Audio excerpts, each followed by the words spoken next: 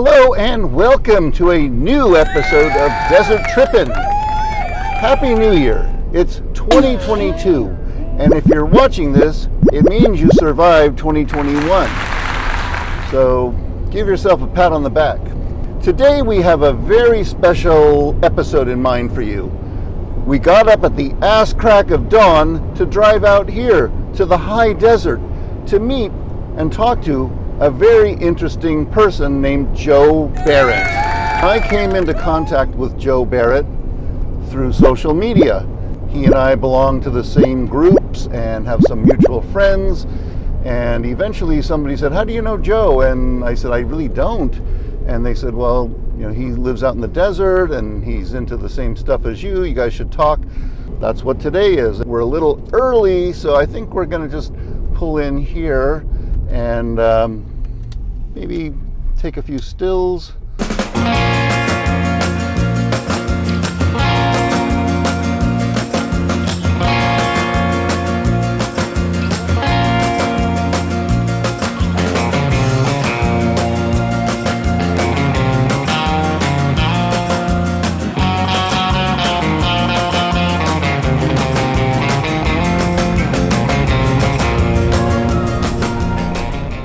Okay, so we just entered 29 Palms, so we're almost at Joe's place.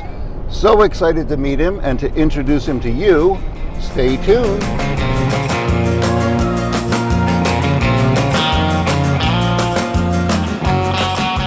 This is it. Ha! Ha! All right, hold on. Ladies and gentlemen, we have found world famous Joseph Barrett. Woo-hoo! What's happening, man? Yes. What up, people? This is Mr. Joseph Barrett, the world famous Joseph Barrett. Pretty soon. Yeah. And you got this thing, dude. Yeah. Hey, another engineering marvel. I know.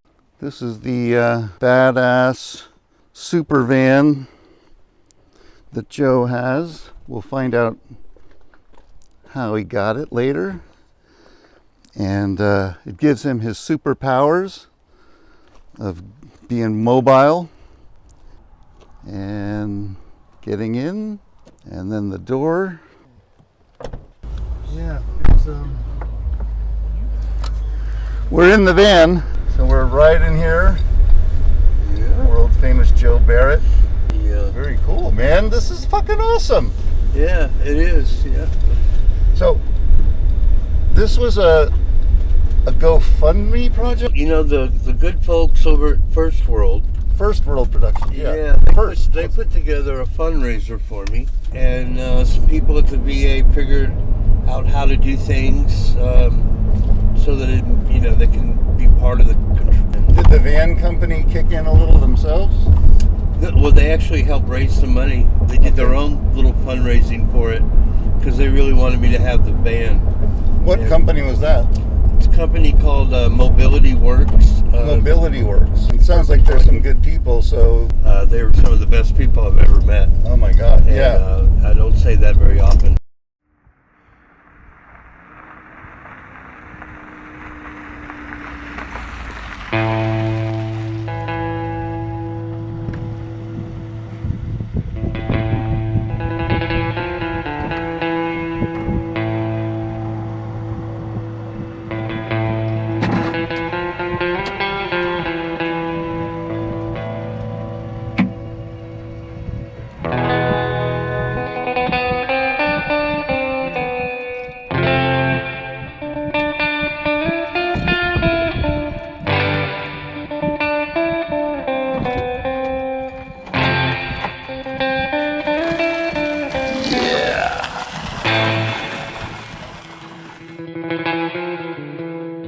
It's like an art to surviving out here, and you're with these wheels and that motorized chair.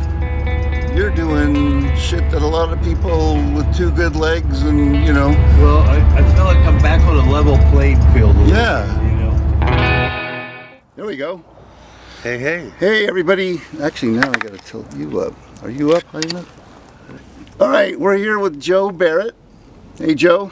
Hey. How's it going? Good. How are you? And want to ask Joe a few questions. Joe, just to catch you guys up, if you don't know who he is, he's a friend of mine. I met him for the first time today, but we've known each other for probably a year or two now on social media. We both belong to similar groups and we have some common friends. So here we are. Yes. And Joe is kind of an inspiration to me and maybe to you people because he is a videographer.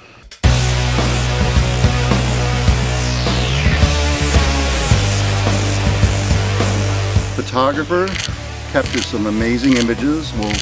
We'll pop a few in here. And he's an aficionado of the desert, and we'll find out how he got here.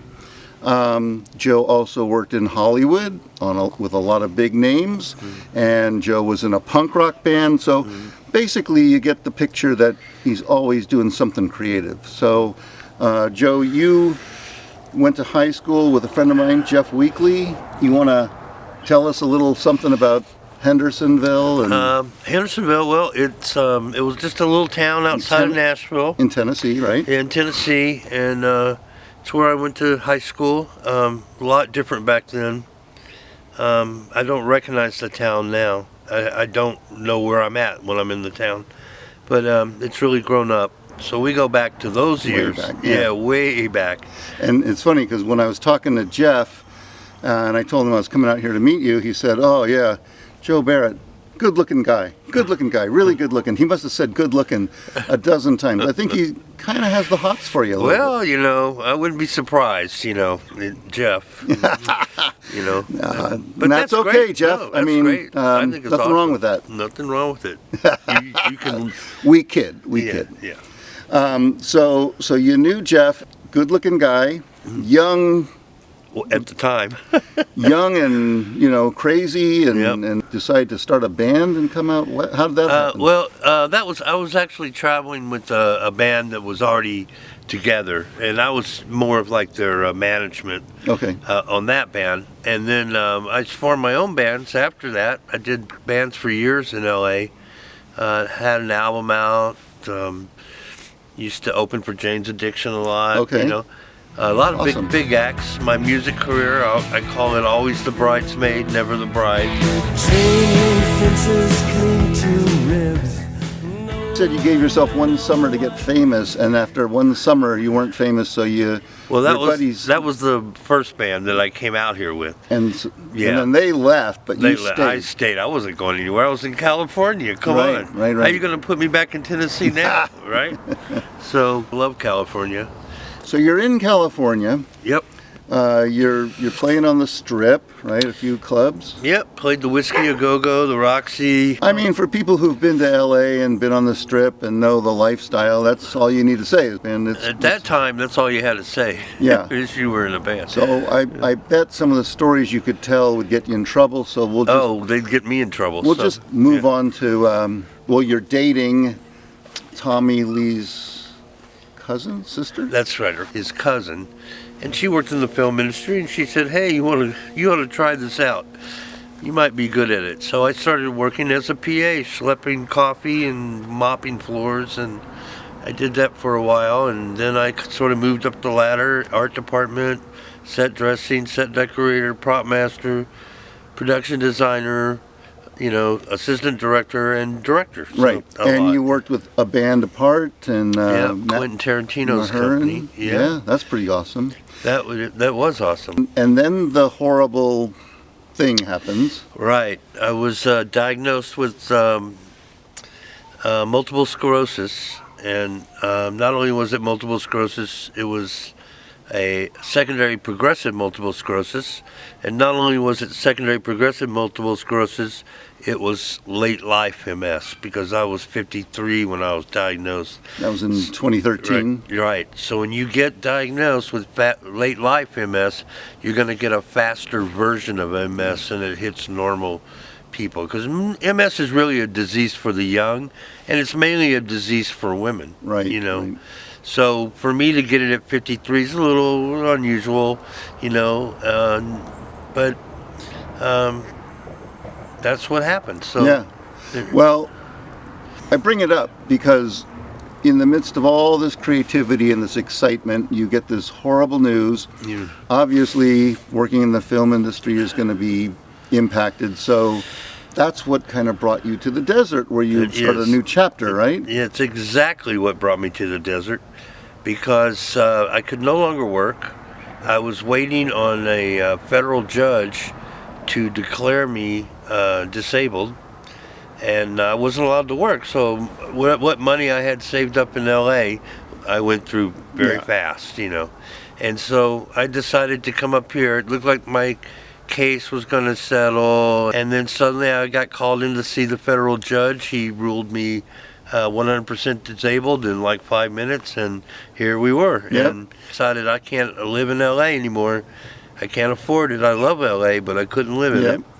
And so I moved up here where it was a lot cheaper. But coming here as a matter of necessity turned into kind of a blessing, because you were telling me earlier that it kind of rekindled your creativity, right? So what was it about the desert that got you? Well, the desert, just even now, just sitting here now, we're just surrounded by this beautiful environment that's, you can't help but be inspired by it.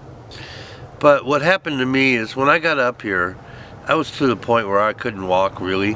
I was very much in bed all day. And I just kind of met some very cool people up here who got me out of bed and got me moving and taking pictures, and sort of convinced me, why don't you start filming? Why don't you start doing it? Why? Why are you not doing it? So you did some projects. I know you did the Firebug video, which I is did Firebug, cool, yeah. I did a few people, yeah.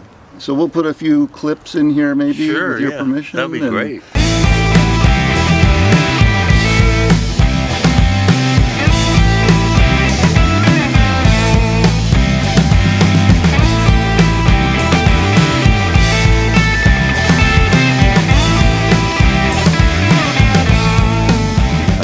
Because some of the cinematography is awesome, probably stuff you picked up working in the film business, and some, and some just innovating yourself out here.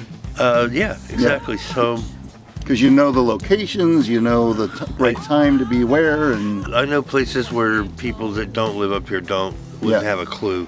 So we're starting to lose light, so we're going to try to wrap things up here. Now, we talked about your photography, your video, career in Hollywood, and the MS, but to me the most inspirational thing about you is your attitude. Like, you're so positive, and you haven't let this disease kick your ass. So tell me about that. Well, MS will take everything from you. It'll break your spirit if you're not careful, and it will it'll depress you. It makes you sad. The disease does. So the only thing you can do to fight it is to have a very good attitude, a very positive attitude, and try to do something creative and helpful for your mental sanity every day. Right. Try to do that every single day, and that's what I do.